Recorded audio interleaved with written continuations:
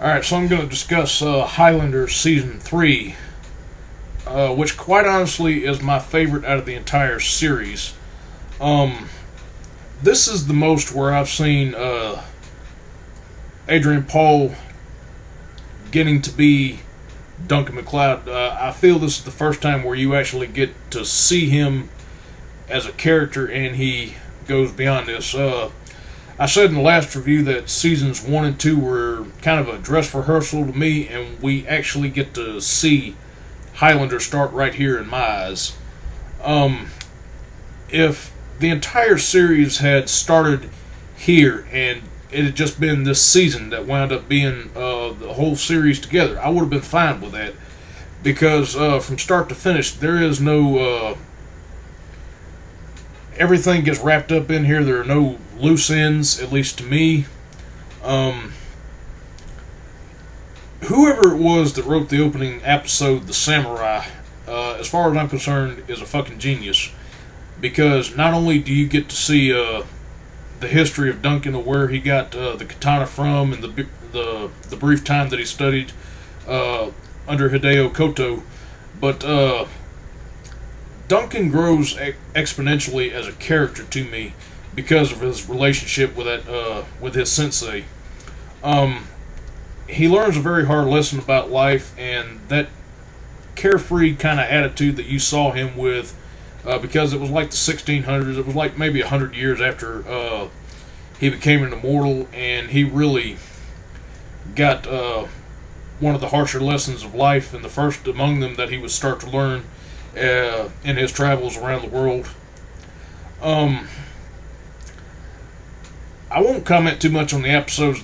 There is one thing about the second episode that bugged me, and I can't remember the name of it, or I want to say it was Kern was the name of the guy that, or the name of the immortal that he went after. But you remember that flashback in the first episode where Christopher Lambert was in there, and they talked about Duncan had fallen in love with this Indian woman, and the entire village was massacred, and her and his adopted son among them have been massacred.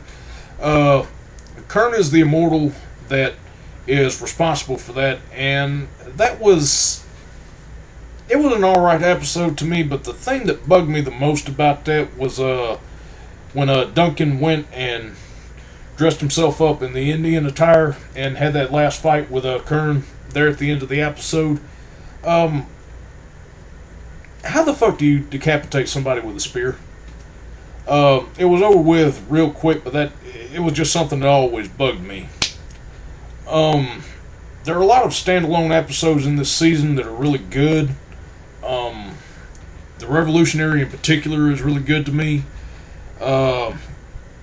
And especially as you tread down into the final 8 to 9 episodes of the season, we get introduced to Callus, who unfortunately is limited only to this series.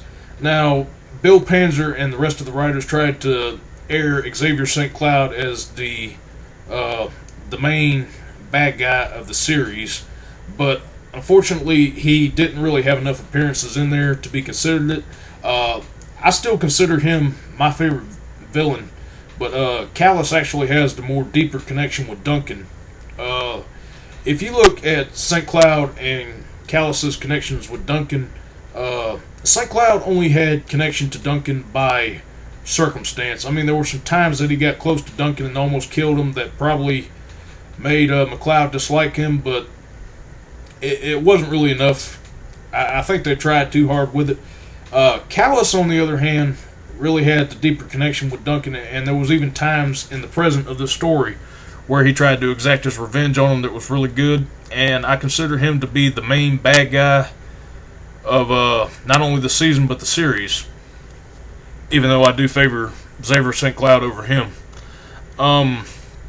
We get Mythos, who was introduced in this, and quite honestly becomes my favorite character out of the entire Highlander mythology, and I understand why he's loved so much.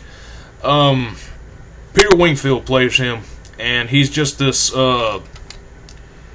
brash, don't give a damn attitude about everything, and the relationship that grows in between him and Duncan later on in the series is really good, and I just love Mythos for the fact that he is just a badass fighter, although you don't see it. They build him out to be the most powerful immortal in here, and you might not believe it right when you are introduced to him in the first episode, but when you get to see how he operates, and especially in seasons 4 and 5, you would come to appreciate the character more. Now, you don't necessarily have to see season 1 and 2 to get into this one. Quite honestly, you could start here, or I could even consider you starting with season 4, and I'll get into that more when I review that season later on. But this is definitely a season entirely devoted to Duncan's character when it gets down to it. It's awesome. It's my favorite. There's not really much more I could add to it. But if you was going to pick up the series just based on one season alone, definitely give this one some of your time.